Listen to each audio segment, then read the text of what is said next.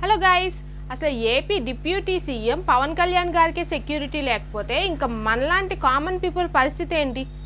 So అసలు ఈ మాట నేను ఎందుకు అంటున్నానంటే 20th విజయనగరంలో మన్యం ప్రాంతం పార్వతీపురంలో అయితే డిప్యూటీ సీఎం పవన్ కళ్యాణ్ గారు వెళ్ళి మొత్తం అక్కడ ఏం జరుగుతుంది ఏంటి, అక్కడ వాళ్ళకి ఫెసిలిటీస్ అన్నీ కల్పించాలని చెప్పి అక్కడ మొత్తం ఎంక్వైరీ చేస్తున్నారనమాట.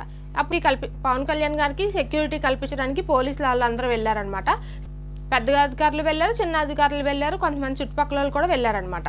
సో పవన్ కళ్యాణ్ ఆ రోడ్లు అసలు చాలా డేంజరస్ రోడ్లుగా ఉన్నాయి. సో అక్కడ వెళ్ళడమే కష్టము. సో ఇంత సెక్యూరిటీతో కూడా ఆయన అక్కడికి వెళ్ళారు పవన్ కళ్యాణ్ గారు. సో అక్కడ పోలీసులు ఉంటారు కదా, సో ఆ పోలీసుల్లో ఒక నకిలీ పోలీసు ఉన్నాడు అనమాట. సో ఆయన పేరు ఏంటంటే సూర్యప్రకాష్. సో ఆయన ఏం చేశాడు, నేను IPS ట్రైనింగ్ తీసుకుంటున్నానని చెప్పి పోలీసులతో అక్కడ మింగిల్ అయ్యాడు అనమాట. మింగిల్ అయ్యి అసలు పవన్ కళ్యాణ్ గారితో మార్నింగ్ నుంచి ఈవినింగ్ వరకు ఆయన అక్కడ మన్యం ప్రాంతంలో ఉన్నంతసేపు ఈయన కూడా పోలీసులతో కలుపుతున్నారు.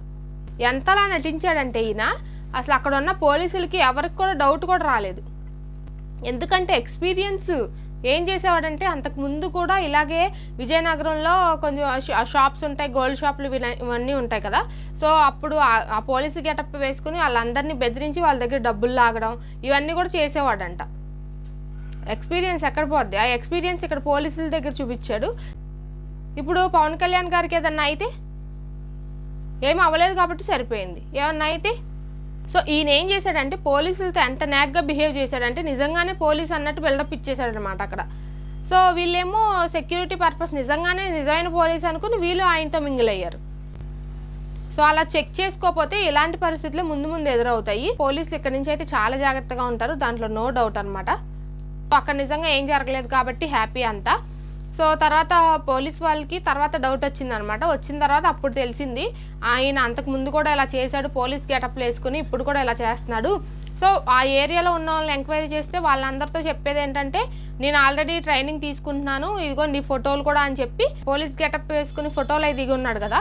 సో అవి కూడా చూపించి నేను ఇలాగ IPS ట్రైనింగ్ తీసుకుంటున్నానని చెప్పి ఆ ఊర్లో వాళ్ళకి కూడా అలాగే చెప్పాడు అనమాట. అసలు పోలీసుల గెటప్లో వాళ్ళ దగ్గరికి వెళ్ళి వాళ్ళేం చిన్న అధికారులు కాదు, డిప్యూటీ సీఎం గారు ఉన్నారు. సో అయినా సరే ఎంత గట్స్గా వెళ్ళాడో చూడండి అక్కడ వాళ్ళ దగ్గరికి. నిజంగా ఎంతకి తెగిస్తే అంత ధైర్యంగా ఉండి వాళ్ళతో మాట్లాడతాడు. పోలీసులు అయితే ఈ సూర్యప్రకాష్ కోసం అయితే చాలా ఎంక్వైరీ చేస్తున్నారనమాట.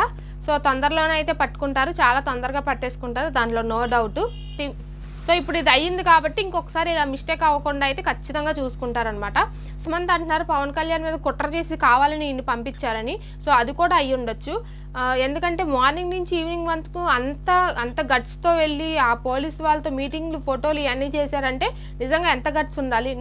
నిజంగా పంపించి ఉండొచ్చు, లేకపోతే పంపకపోయి ఉండొచ్చు. ఈయనే కావాలని స్వయంగా వెళ్ళి అదన్నా చేసి ఉండొచ్చు. సో ఏం ప్లాన్ చేసుకుని వెళ్ళాడో తెలీదు. సో సూర్యప్రకాష్ అని ఆయన దొరికితేనే ఈ సమస్యకు ఒక సొల్యూషన్ అయితే దొరుకుతుంది అనమాట. సో మీరేమనుకుంటున్నారు? డిప్యూటీ సీఎం పవన్ కళ్యాణ్ గారి మీద కుట్ర జరిగింది అనుకుంటున్నారా లేదా, లేకపోతే ఆయన కావాలని ఊరికే వెళ్ళొచ్చాడా? సో మీరేమనుకుంటున్నారో మీ ఒపీనియన్ని కమెంట్ చేయండి. ఓకే, ప్లీజ్ నా ఛానల్ని సబ్స్క్రైబ్ చేసేసుకోండి, పక్కనే ఉన్న బెల్ ఐకాన్ని యాక్టివేట్ చేసేసుకోండి, నా వీడియోని లైక్ చేయడం మర్చిపోకండి, అండ్ మీ ఫ్రెండ్స్ అండ్ ఫ్యామిలీకి షేర్ చేసేయండి. Okay, bye.